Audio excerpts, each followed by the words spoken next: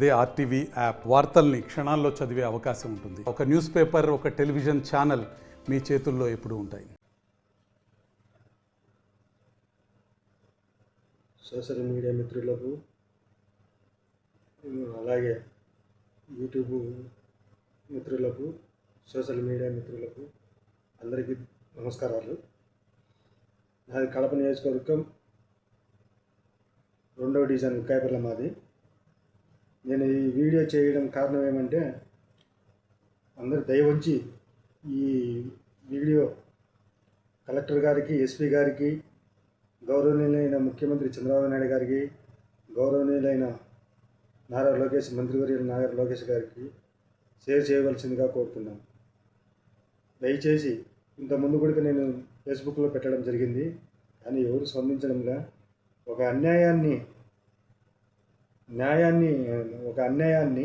అన్యాయము ఎత్తి చూపండి, తెలపండిని వేడుకుంటున్నా.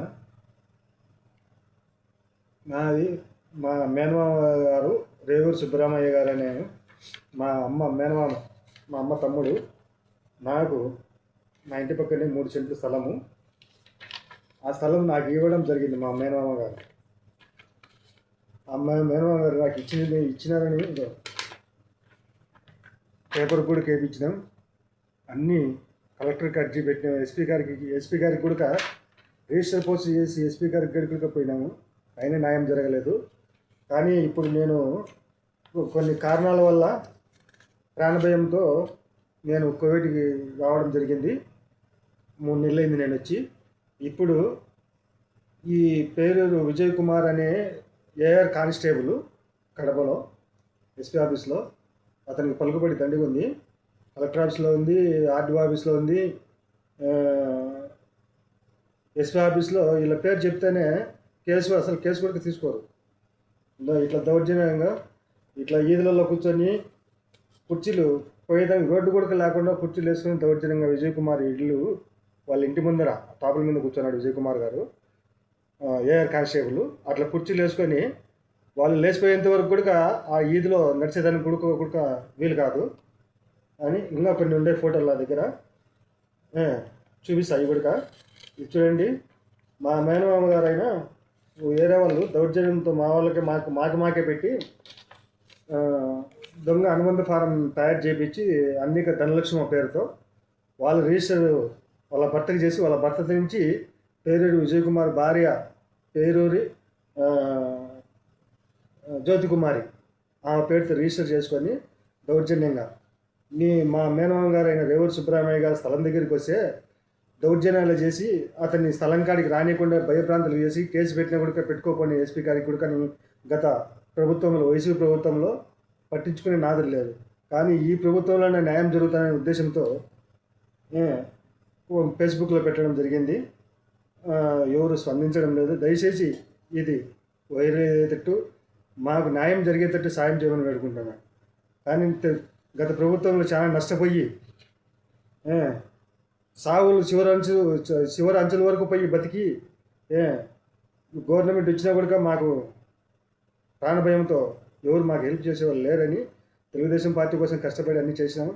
కానీ తెలుగుదేశం పార్టీతో సిన్సియర్గా వీడు పార్టీలు మారకుండా అదే పార్టీలో ఉన్నాయనే ఉద్దేశంతోనే మమ్మల్ని మాకు పెట్టి ఈ స్థలానికి, నా ఇంటి పక్కనే స్థలం ఇది మా మేనమామది, నాకు ఇచ్చినారు. కలెక్టర్ ఆఫీస్లో మా మామూలు అప్పుడు అర్జీ పెట్టినా కూడా కలెక్టర్ ఆఫీస్లో స్పందనలో రేవూరు సుబ్బరామయ్య గారిది అని గ్రామస్తులను విచారించి మళ్ళా స్పందనలో కలెక్టర్ ద్వారా ఎంఆర్ ఆఫీస్ రెవెన్యూ డిపార్ట్మెంట్ ఇవ్వడం జరిగింది శివరామరెడ్డి సార్ ఉన్నప్పుడే. కానీ ఉన్నా కూడా మళ్ళీ ఇది ఇట్లా దౌర్జన్యం చేస్తాను సార్, ఇట్లా దౌర్జన్యం చేస్తానని కోర్టుకు పోయి తెలుసుకోపోండి అని వాళ్ళ దగ్గర డబ్బులు తీసుకొని చేశారు. చూడండి, ఇది అనుబంధ ఫారం చూడండి. ఇది ఫోర్జరీ అనుబంధ ఫారం. గత వైసీపీ ప్రభుత్వంలో సచివాలయంలో వాలంటరీగా అన్నిక ధనలక్ష్మి మా కొడుకు, పెద్ద కొడుకు అన్నిక ధనలక్ష్మి కొడుకు వాలంటరీగా పనిచేస్తా రెవెన్యూ డిపార్ట్మెంట్లో మేనేజ్ చేసి దొంగ అనుబంధ ఫారం సృష్టించి ఈ మ్యాచ్ చేసినారు. ఇది ఒక్కటి మాకు న్యాయం చేయవలసిందిగా కోరుతున్నాం. ప్రతి ఒక్కరూ ఇది చూడండి. రిజిస్టర్ ఆఫీస్కు కూడా అర్జీ పెట్టడం జరిగింది. రిజిస్టర్ ఆఫీసుకు జిల్లా రిజిస్టర్ కడప జిల్లా రిజిస్టర్ గారికి సార్ దగ్గరికి పెద్ద ఆయన దగ్గరికి పోవడం జరిగింది, పిఎల్ బాబు సార్ దగ్గరికి కూడా.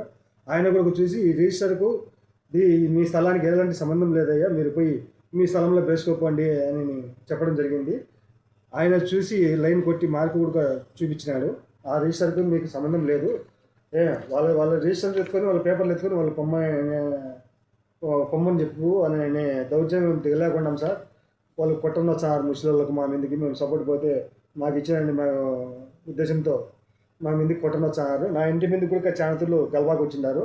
అవి ఫోటోలు ఉన్నాయి, వీడియోలు ఉన్నాయి. ముసలి మీదకి పోయింది వీడియోలు కూడా ఉన్నాయి స్థలం కాడికి పోతే. అవన్నీ నెక్స్ట్ వీడియోలో నేను పెడతా. దయవంచి ఇది ఒకటి చూడండి, ఎస్పీ గారికి కూడా పెట్టడం జరిగింది. డిఎస్పీ గారికి రాసే, డిఎస్పీ గారికి కూడా సించోక్ పోలీస్ స్టేషన్ రాసే. అప్పుడు గత ప్రభుత్వంలో నరసింహారెడ్డి సార్ సిఐ గారు ఉంటే, సార్ ఇట్లా అన్యాయం జరిగిందంటే ముసలిళ్ళు ఒక వారం తిప్పుకొని లాస్ట్ రోజు ఏఎస్ఐ ఒకతను పేరు విజయ్ కుమార్ బంధువు, అతను పేరు భాస్కర్ బంధువు, ఆ సార్ పేరు క్రిస్టియన్ సారు, ఆ sir Shivaprasad sir ASI, Abraham sir వాళ్ళు మేనేజ్ చేసి స్టేషన్లో కూడా న్యాయం జరగనీయకుండా చేసినారు. ఇదొక్కటి దయ ఉంచి నాకు న్యాయం చేయవలసిందిగా కోరుతాను.